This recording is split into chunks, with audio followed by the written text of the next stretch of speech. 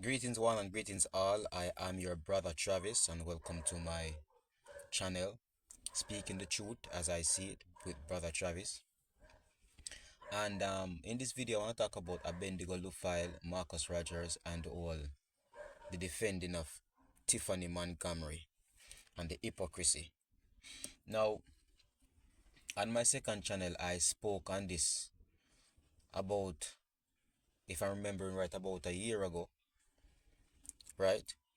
And their hypocritical ways when it comes to their hypocrisy and their partiality and favoritism when it comes to Tiffany Montgomery.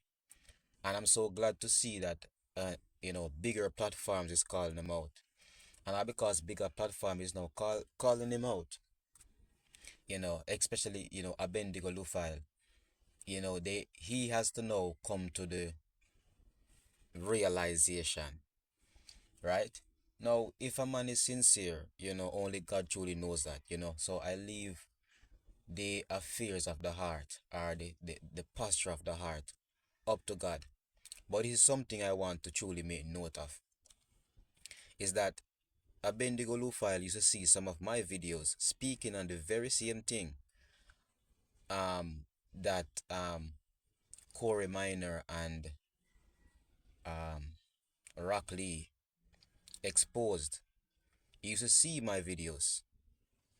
I remember he even commented on one of my shorts, excuse me, calling me a hypocrite for basically talking about his partiality, for basically talking about his favoritism. I know he will expose others, but won't expose his favorite. And I remember him calling me a hypocrite. Probably I find it and put it somewhere in the video as well to show you the evidence. Him and Marcus Rogers commented on my video. But Abednego was one that's called, don't be a hypocrite and all of that. And I'm asking him, how can I be a hypocrite when I commend you for the good that you do, but then I talk about the partiality and the hypocrisy of what you do too? So I was not just, you know, speaking about the hypocrisy of what I see. He does. I'm also speaking about the good that I see he does. So I do it both ways, and at the same time he called me a hypocrite. But that's neither here nor there.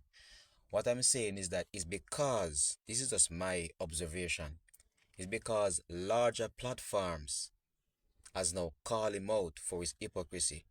Why he has to admit it.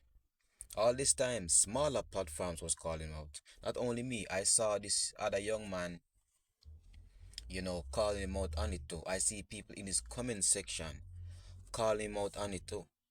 But he never pay attention to those stuff because those stuff never get much, wasn't reaching far and wide like how Corey Minor and how Rock Lee would reach far and wider.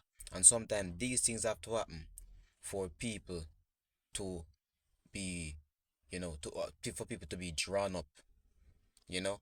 So I'm actually glad that this happened so he can really come out and confess it. But I'm saying that I believe, for this from my personal observation, is because larger platforms call him out because all this time people in his comment section was talking to him about it. I was making videos about it. Others was making videos about it.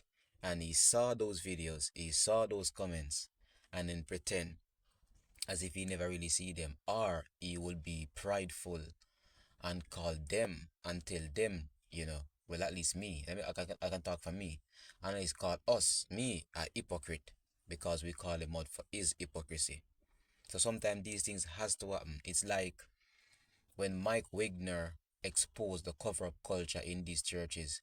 That's when you see these leaders now coming out, apologizing and repenting and doing all this stuff because a large platform called them out.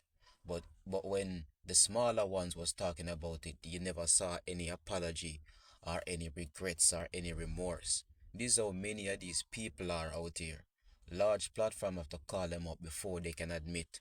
But when smaller ones was talking to them about it, when the comment section was talking to them about it, they could not admit it.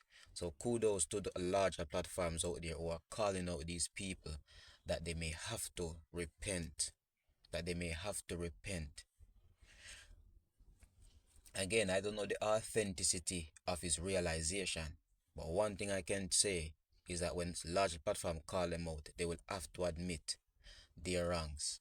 Because no way can you see a woman, right? A woman that calls herself a woman of God, say that Paul was a misogynist and Paul was influenced by the Leviathan spirit and all those stuff. And you never call that out, yet you call yourself Bible defenders or Bible believers or people that push the holy scriptures. No way you could hear that and still just sit there like, well, I don't agree with that. That's blasphemy.